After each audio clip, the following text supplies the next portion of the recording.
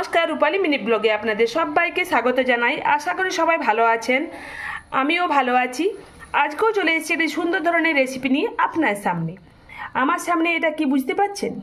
এই যে দেখুন, এটা হলো চেং মাছ। এই যে চেং মাছ, এই চেং মাছগুলো খুব তরতাজা আছে। দেখুন চেং মাছ, এই চেং মাছের আজ ঝোল বানিয়ে আপনাদেরকে দেখাবো। এই রান্নাটির নাম হলো চেং মাছের ঝোল। চলুন এগুলো ভালোভাবে পরিষ্কার করে ধুয়ে নিই এবং এর জন্য কি কি উপকরণ নিয়ে এ রান্না করছি সেটা একটু দেখে নিন। এই যে দেখুন বন্ধুরা, আমি ভালোভাবে মাছ পরিষ্কার করে ধুয়ে নিয়েছি। এই যে দেখুন, আর মাথাটা আমি কেটে বাদ দিয়েছি। আপনারা যদি চান তো মাথাটা রেখেও এই মাছ এর ঝোল বানাতে পারেন। চেং মাছের ঝোল ভালোই লাগে খেতে, একদিন অন্তত বানাবেন। এর পরের স্টেপে আসা যাক, চলুন। এই যে দেখুন, মাছগুলো যে ধুয়ে নিয়েছি, এবারে হলুদ আর নুন এটাতে মেখে নেব। পরিমাণ মতো দিলাম হলুদ গুঁড়ো আর পরিমাণ মতো দিলাম নুন। এবারে ভালোভাবে হাত দিয়ে আমি এটা মেখে নিলাম। এই যে দেখুন, মাখা কমপ্লিট। এবারে পরের স্টেপে আসা যাক। প্রথমে মাছ ভাজার জন্য গ্যাসটা অন করে কড়াই বসিয়ে দিলাম। কড়াইয়ের মধ্যে দিয়ে দিলাম পরিমাণ মতো সরষের তেল। সরষের তেলটা গরম হওয়া পর্যন্ত আমাকে অপেক্ষা করতে হবে, ততক্ষণ অপেক্ষা করি, চলুন। এই যে দেখুন, তেল গরম হয়ে গেছে। তেল থেকে যখনই ধোঁয়া বার হবে তখনই বুঝে নিতে হবে তেলটা গরম হয়ে গেছে। এর মধ্যে ছেড়ে দিলাম কেটে ধুয়ে রাখা, নুন হলুদ মাখিয়ে রাখা মাছ।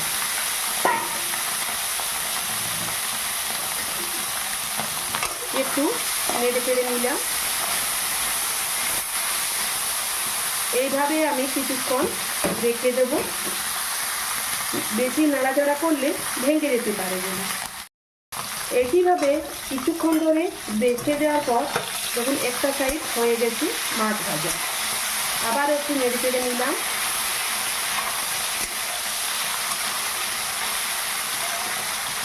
মাছটা যদি বড় হয় তাহলে ঝোলটা খুব ভালো হয়, আর বর্ষাকালে এই মাছ তো অ্যাভেলেবেল পাওয়া যায়। গ্রামে গঞ্জে তো অনেক জায়গায় এই মাছ পাওয়া যায়, কারণ চাষের ক্ষেতেতে প্রচুর এই মাছ হয়, নদী নালাতেও এই মাছ প্রচুর হয়। যখনই আপনারা পেয়ে থাকবেন হাতের নাগালে, অবশ্যই এই চেং মাছের ঝোল অন্তত একদিন বানিয়ে দেখবেন, খেতে দুর্দান্ত লাগে। আপনার সাথে কথা বলতে বলতে আমি মাছটা অনেকটাই ভেজে নিলাম। আবারও কিছুক্ষণ অপেক্ষা করে মাছটা ভেজে নিয়ে চলুন। অনেকক্ষণ ধরে ইপাশ উপাশ ঘুরিয়ে নেওয়ার পর দেখুন মাছ আমার পুরো ভাজা ভাজা হয়ে গেছে। এই যে দেখুন, পুরো ভেজে নিলাম মাছ। এবারে কড়াই থেকে গ্যাসটা বন্ধ করে উঠিয়ে নেওয়ার পালা। গ্যাস বন্ধ করে নিলাম। এবারে কড়াই থেকে তেল ঝরিয়ে আমি উঠিয়ে নিই, চলুন। আর এই যে মাছগুলো ভাজা হয়ে গেছে, এরপর আপনাদেরকে বলে দিই যে এই মাছের ঝোলের জন্য আমি আবার কি কি উপকরণ নিচ্ছি, সেগুলো দেখতে থাকুন। চ্যাং মাছের ঝোল বানাতে এখানে বেশি কিছু উপকরণের প্রয়োজন হয় না। এখানে আগেই তো দেখুন চেং মাছ আমি ভেজে নিয়েছি নুন হলুদ তেল দিয়ে। এখানে নিয়েছি টমেটো কুচনো, এখানে নিয়েছি মেথি পাতা, এখানে নিয়েছি গরম মশলা গুঁড়ো, জিরে গুঁড়ো, আদা পেঁয়াজ রসুন কাঁচা লঙ্কা সব একসাথে বেটে নিয়েছি। এখানে নিয়েছি হলুদ গুঁড়ো, এখানে নিয়েছি কাশ্মীরি লঙ্কা গুঁড়ো কালারের জন্য, আপনারা চাইলে দিতেও পারেন আবার নাও দিতে পারেন। এখানে নিয়েছি নুন আর এখানে নিয়েছি জল। চলুন এগুলো এই মশলাগুলোর সাথে এটা আমি মিক্সড করে নিই। প্রথমে সব কিছু দিয়ে মিক্সড করে নিলে এই চ্যাং মাছের ঝোল খুব ভালো বানানো যায়। তাই আমি মশলাটা প্রথমে এটা মিক্সড করে নেব। সব মশলাগুলো দেখুন একসাথে আমি মিক্সড করে নিলাম। এবারে পরের স্টেপে আসা যাক, চলুন। গ্যাসটা অন করে নিলাম। কড়াই যেহেতু বসানোই আছে, আর কড়াইতে একটু সামান্য সরষের তেলটা আছেই, মাছ ভাজার সময় যে সরষের তেলটা ছিল। আপনাদেরকে তার জন্য উপকরণের সাথে আমি সরষের তেলটা দেখালাম না। এই যে এখন আমি দেখুন সরষের তেল একটু সামান্য আবার দিলাম। একটু গরম হওয়া পর্যন্ত আমাকে অপেক্ষা করতে হবে এই সরষের তেলটা। তেল গরম হয়ে গেছে। বেটে নেওয়া মশলা এবং গুঁড়ো মশলা সব একসাথে মিক্স করা সব আমি এর মধ্যে দিয়ে দিলাম। এখানে দিলাম কুচনো টমেটো। এটা আমি ভালোভাবে এইভাবে কিছুক্ষণ ধরে কষিয়ে নেব। এবার সামান্য পরিমাণে দিলাম একটু নুন, যেহেতু আমি নুনটা মশলাতে দিইনি তার জন্য এখন দিলাম নুন। এইভাবে আমি কিছুক্ষণ নেড়ে চেড়ে এই মশলাটাকে ভালোভাবে একটু কষিয়ে নিই। চলুন, কিছুক্ষণ ধরে কষিয়ে নেওয়ার পর দেখুন মশলা থেকে তেল ছেড়ে দিয়েছে, মানে মশলাটা কষানো পুরো কমপ্লিট হয়ে গেছে। এবারে দিয়ে দেব যেমন পরিমাণে আপনারা ঝোল পছন্দ করেন সেই পরিমাণ মতো জল। আমি এখানে 1 গ্লাস জল দিলাম। আপনারা যদি চান তো আবারও বেশিও জল দিতে পারেন। এবারে ভেজে রাখা এই যে চ্যাং মাছগুলো আমি সব এর মধ্যে দিয়ে দিলাম।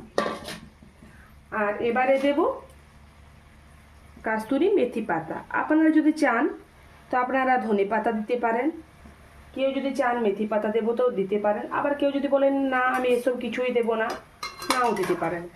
আর আপনারা যদি কাঁচা লঙ্কা ব্যবহার না করেন, কেউ যদি গুঁড়ো লঙ্কা খান তো গুঁড়ো লঙ্কা দিয়েও এই চ্যাং মাছের ঝোল বানাতে পারেন। এটা ফুটে ওঠা পর্যন্ত আমাকে অপেক্ষা করতে হবে। জল দেওয়ার পর দেখুন কিছুক্ষণ পরে এই যে মাছের ঝোল দেখুন ফুটে উঠেছে। অনেকক্ষণ ধরেই ফুটলো এই মাছের ঝোল। তো এবারে গ্যাসটা বন্ধ করে মাছের ঝোলটাকে আমি উঠিয়ে নেব। মানে মাছের ঝোল পুরোভাবে কমপ্লিট হয়ে গেছে চ্যাং মাছের ঝোল। এই যে দেখুন এবারে কড়াই থেকে আমি উঠিয়ে নিচ্ছি। এইভাবে আমি বাকিটা উঠিয়ে নিই। চলুন, এই যে দেখুন বন্ধুরা আমি চ্যাং মাছের ঝোল পুরোপুরিভাবে তৈরি করে নিলাম।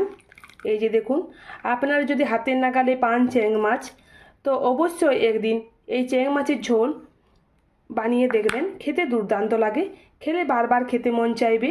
তো যাই হোক বন্ধুরা, আমার পুরো ভিডিওটা দেখার জন্য আপনাদেরকে অসংখ্য ধন্যবাদ।